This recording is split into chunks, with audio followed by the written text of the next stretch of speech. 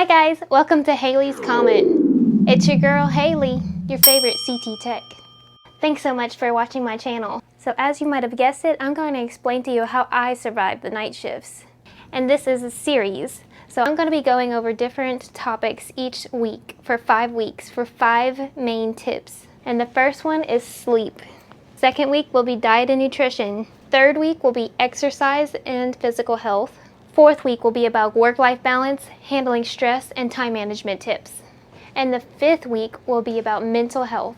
So just as a disclaimer, I've been an X-ray tech for about 3 years, and I've worked nights about 2 of those 3 years. And I've never had a 7-on, 7-off schedule. It's always been sporadic, a rotation between days and nights. I'm going to be sharing with you guys my health, diet, and energy tips to get you through those long shifts.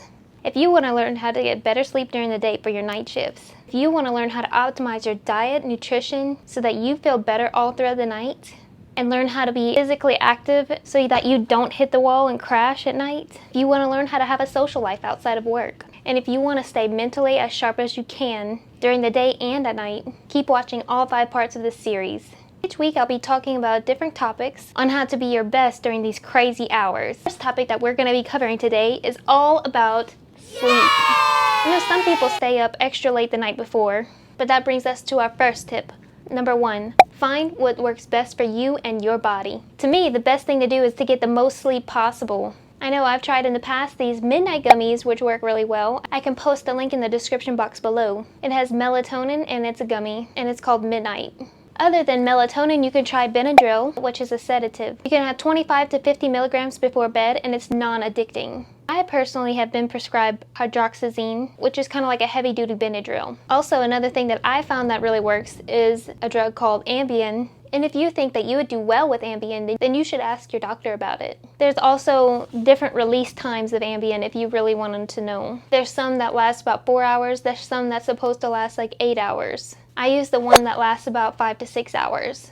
Comment down below. I want to see what works for you. So going to sleep at night, you'd be going to bed at 8 to 8:30 a.m. and you could wake up at 3:45, depending on if you wanted to work out, which gives you about 7.5 hours of sleep if you exercise for 1 hour. If you don't decide to exercise, then you can sleep until about 5:15. This is just an example, but that's how you could get to work at 6:30 and still get about 9 hours of sleep. The next tip I'm going to share with you involves a sleep mask. This one is from the brand Night. It's completely silk. It's got a little gel pack in the middle, and it came with a silk pillowcase as well. Another one that I would recommend, based off of other people's reviews, would be by the brand Let's Just Sleep or Montana. Another tip I have for you is to just cool your body down during the day. It's time for you to go to sleep in the morning.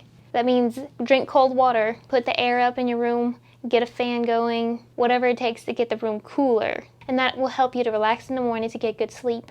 My next tip for you is lights out. That means blacking out your windows in your sleeping area. I got decorative ones from Target by the line Project 62. Next tip is to get your sound right.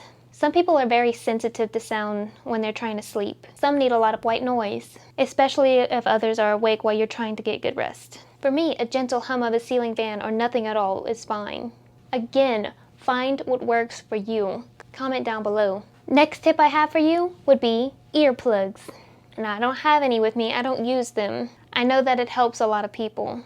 You can go to the Dollar Tree and get those really cheap ones that you just smush together and put in your ear, or you can get more expensive ones that are like putty. But it's hard enough trying to sleep in the day. You have people ringing at your doorbell, people mowing the lawn, dogs barking, kids playing.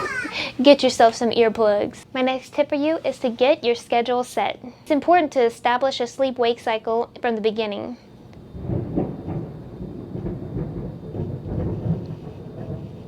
Some people stay asleep for 7 to 9 hours at a time, but I'm here to tell you that you can break it up into 2 naps throughout the day that add up to it. And you want to take a 3 to 4 hour nap the evening prior to your first night shift. Find what works for you. Comment down below.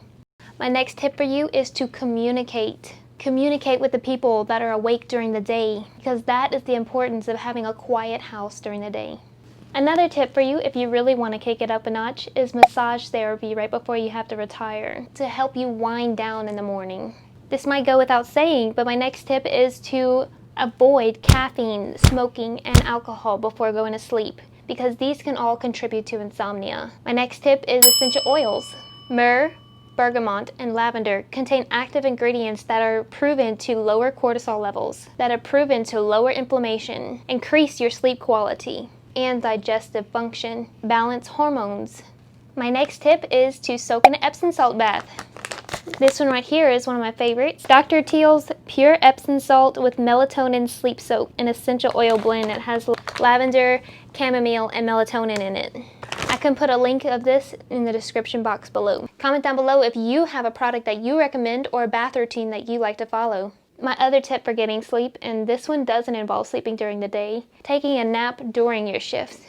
If you have a little time of break, you can sleep for 5, 10, up to 15 minutes to refresh the mind and relieve stress. But don't go over 30 minutes. My next tip is put your phone on Do Not Disturb. Sleep mode allows emergency calls to go through. The last thing you want is a call at 1 p.m. That's like the equivalent of a day person being called out at 1 a.m. Wrapping it up to my last tip is to relax. Relax if you don't get the best sleep during the day like you should. Don't worry so much about it. The goal is to get the body to unwind, to prepare for the burst of energy you're going to need.